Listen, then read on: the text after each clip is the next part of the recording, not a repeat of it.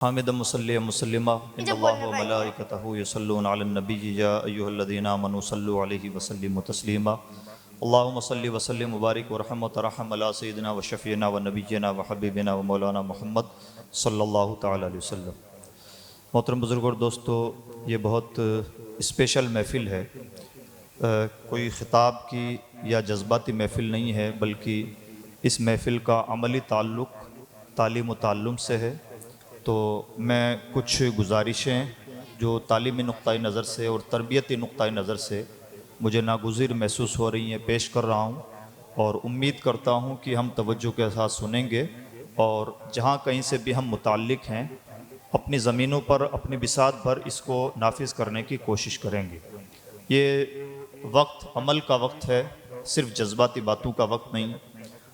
तो सबसे पहले तो मेरा पॉइंट ये होगा कि तालीम का मतलब समझने की ज़रूरत है।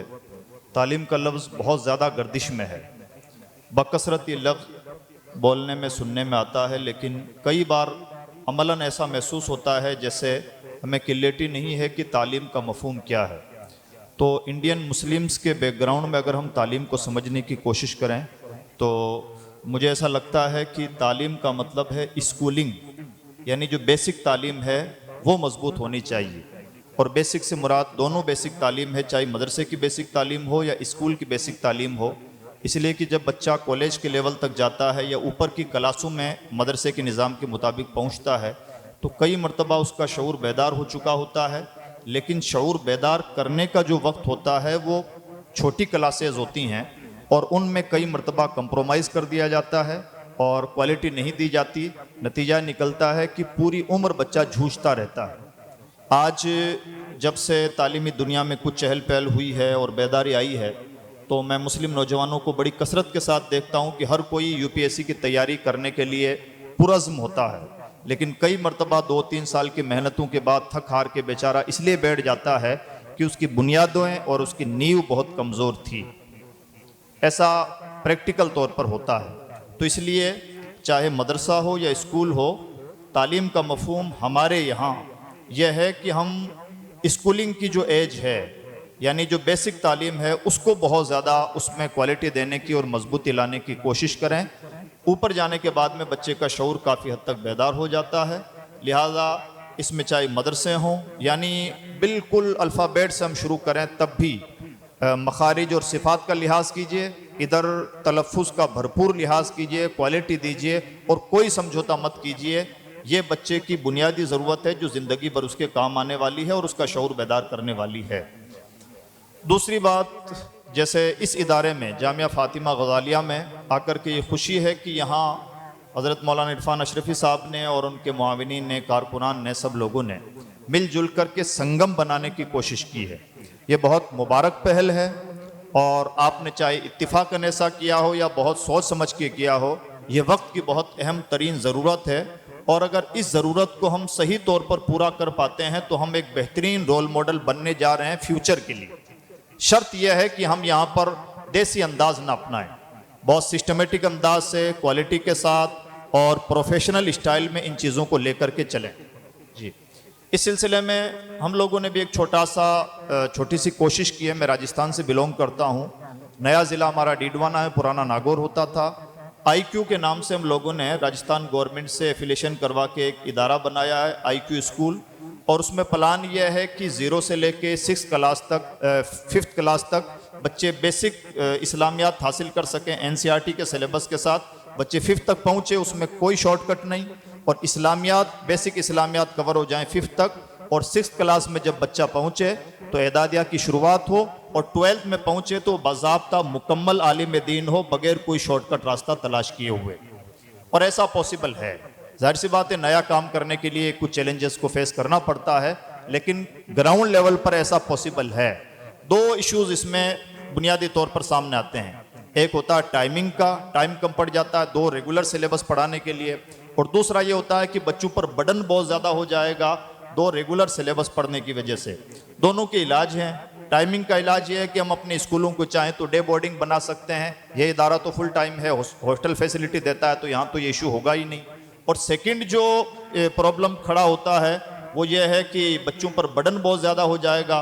तो उसका तरीका ये है कि जो मॉडर्न टूल्स हैं एजुकेशन के, टीचिंग मेथड, जो मॉडर्न टीचिंग मेथड है उसको हम फॉलो करें, स्मार्ट क्लासेस वगैरह का सहारा लें और साइंटिफिक तरीके अपनाएं, तो बहुत इजीली ये पॉसिबल है। बल्कि मैंने रात मौलाना इरफान साहब से कहा कि तालीम में इतने एक्सपेरिमेंट हुए हैं कि अब हमें नया कुछ करने की ज़रूरत नहीं है। अगर हम समझदार हों और किसी अच्छे मॉडल को कॉपी कर लें और अच्छे अच्छे मॉडल में से चीज़ों का इंतखाब करने की सलाहियत हमारी हो, तो इंशाअल्लाह हम भी बजाय खुद एक रेगुलर बेहतरीन रोल मॉडल साबित हो सकते हैं। तो ये तालीम की संगम तालीम की अहमियत के ताल्लुक से मैंने ये बात कही, और हंगामा खेजियाँ हैं लेकिन उसके बावजूद भी मैं अपनी बातें कह देता हूँ, गा लेता हूँ। दूसरी चीज़ ये है कि आज के दौर में संगम तालीम की ज़रूरत इसलिए है कि अब हमारा ज़माना चंद सूरतों और दुआएं और सूरतें हम याद करवा दें और अज़कार नमाज याद करवा दें, तो हो सकता है कि एक मुसलमान बतौर मुसलमान अपनी ज़िंदगी तो प्रैक्टिस के साथ गुजार ले और वो अमली मुसलमान बन जाए, लेकिन कोई ज़रूरी नहीं कि पुरफितन ज़माने में वो अपना ईमान व अक़ीदा बचा पाए। लिहाजा ज़रूरी है कि हम अपने बच्चों को दोनों तालीमें दें और मुकम्मल तालीमें दें और उसमें कोई शॉर्टकट तलाश ना करें। हमारा मकसद कतन ये ना हो कि हम बाज़ाब्ता कोई आलिमात और उलमा तैयार कर रहे हों या मुहक्किकीन तैयार कर रहे हों। हमारा नुक्ता नज़र यह होना चाहिए कि हम ऐसे असहाब ईमान तैयार करना चाहते हैं जो फितनों के ज़माने में भी अपने ईमान को न डगमगाने दें और जिनका ईमान फितनों के ज़माने में भी, जिनका इल्म फितनों के ज़माने में भी उनके ईमान की हिफाजत का सामान फराहम कर सके, यानी अपनी ज़रूरत के मसाइल किताबों से निकाल सकें। कोई भी एतराज़ हो तो उसको लॉजिकल और साइंटिफिक व्यू से वो समझ सकें। इसलिए आज के दौर में ज़रूरी है कि हम दोनों तालीमों का संगम तैयार करने की कोशिश करें। हमारा ज़माना इल्हाद का ज़माना है, हमारा ज़माना इस्तिशराक का ज़माना है, हमारा ज़माना तशकीक का ज़माना है, हमारा ज़माना तजद्दुद का ज़माना है, और ये नए ज़माने के नए फितने हैं। और हर फितना तकरीबन हम जिस वक्त देख रहे हैं जवानी के आलम में है।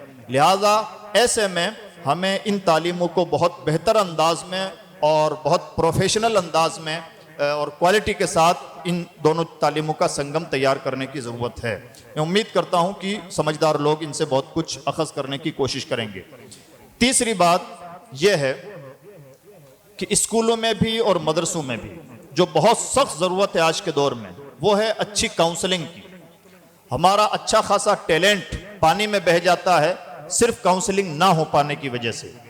जब खिलाफत उस्मानिया कायम थी तो उस वक्त उन्होंने अपने दरसगाहों पर टाइटल के तौर पर यह बात लिखवा रखी थी कि हम किसी मछली से नहीं कहेंगे कि वो दरख्त पर बैठे और किसी चिड़िया से मुतालबा नहीं करेंगे कि वो समंदर में तैरे। यानी, और ये बहुत बड़ा राज था उनकी तालीमी क्वालिटी का, यानी उन्होंने सलाहियतों के मुताबिक बच्चों को परवान चढ़ाने का मिजाज बनाया। नतीजा निकला कि ठीक ठाक सलाहियतें मैदान में उतरी, और जब सलाहियतें पहचानने का ये हुनर किसी के पास होता है तो बहुत कीमती अफराद तैयार होते हैं। आज भी हमें अपनी नस्लों पर शक नहीं करना चाहिए। इन गुली डंडे खेलती हुई और बड़े हल्की ज़िंदगी गुजारती हुई नस्लों में बहुत से APJ अब्दुल कलाम छुपे हुए हैं। सिर्फ पहचानने की ज़रूरत है। जो अपना पोटेंशियल पहचान ले वो समझदार होता है। ये हमारी बड़ी जिम्मेदारी बनती है, और हमने अपनी सलाहियतों की जौहर शिनासी ना करके अपना बड़ा ख़तरनाक नुकसान किया है। अहले मदारिस ने हज़ारों अफराद ऐसे तैयार किए हैं कि उन्हीं अफराद में से, मदरसों की कोख में तैयार होने वाले अफराद में से बहुत सारे अफराद ऐसे हैं जो उन मदरसों को खुद कफील बना सकते थे और छोटे मदरसे को एक आलमी इदारा बना सकते थे। लेकिन चूंकि उनकी गोद में पला हुआ बच्चा है, इसलिए कई मरतबा मौलाना कहना भी गवारा नहीं होता। जब तक मौली साहब ना कह लें दिल को तसल्ली नहीं होती। ये जो मिजाज है, अना का मिजाज, इस मिजाज से किसी और को नुकसान हो या ना हो, हमारे अपने पैरों पर कुल्हाड़ी ज़रूर चलती है। लिहाजा बड़े ज़र्फ़ के साथ अपनी सलाहियतों को पहचानने, उनको हौसला देने और उन्हें आगे बढ़ाने की ज़रूरत है। अल्लाह हमें इसका शऊर अता फरमाए। बल्कि मॉडर्न दुनिया में तो ये बहुत काउंसलिंग बहुत तरक्की कर गई है और बहुत इजीली मशीनों के ज़रिए से भी अब काउंसलिंग होने लगी है। चौथी चीज़, हमें बच्चियों से गुजारिश है कि अपने स्किल डेवलप करें, प्रोफेशनल कोर्सेज वगैरह पर तवज्जो दें। बहुत सारे प्रोफेशनल कोर्सेज हैं और आप तो दिल्ली में हैं, यहाँ से तो बहुत अच्छी पहल हो सकती है, बहुत इजीली हो सकती है। आप बड़े शहर में हैं तो जैसा कि बशीर बदर ने कहा, बड़े शहरों में रहना है तो बातें भी बड़ी करना, ये प्रॉब्लम तो होता ही है नफ्सियाती तौर पर। अच्छी बात यह होगी कि बड़े शहर में रहना हो तो काम भी बड़ा कर, सहूलियात ज्यादा हैं और बेशक ज्यादा हैं, मुल्क भर से ज्यादा सहूलियात दिल्ली की सरजमीन पर हैं। हाँ, प्रॉब्लम्स भी रहेंगे, प्रॉब्लम्स की नौयत भी बदल जाती है, इससे भी इनकार नहीं है, लेकिन प्रॉब्लम्स के मुकाबले में सहूलियात गालिब हैं। इसलिए यहाँ से जो पहल होगी इंशाअल्लाह पूरा मुल्क उसकी नकल करेगा। ये यहाँ के बाशिंदगान की एक बड़ी जिम्मेदारी बनती है। अल्लाह हम सबको शऊर अता फरमाए। आज का दौर डिग्रियों से भी ज़्यादा मुझे लगता है कि स्किल डेवलपमेंट का दौर है, उस पर बहुत ज़्यादा तवज्जो देने की ज़रूरत है। बहुत सारे प्रोफेशनल कोर्सेज हो सकते हैं जिसकी तफसील मुझे गिनाने की ज़रूरत नहीं, आप बेहतर अंदाज से जानते हैं।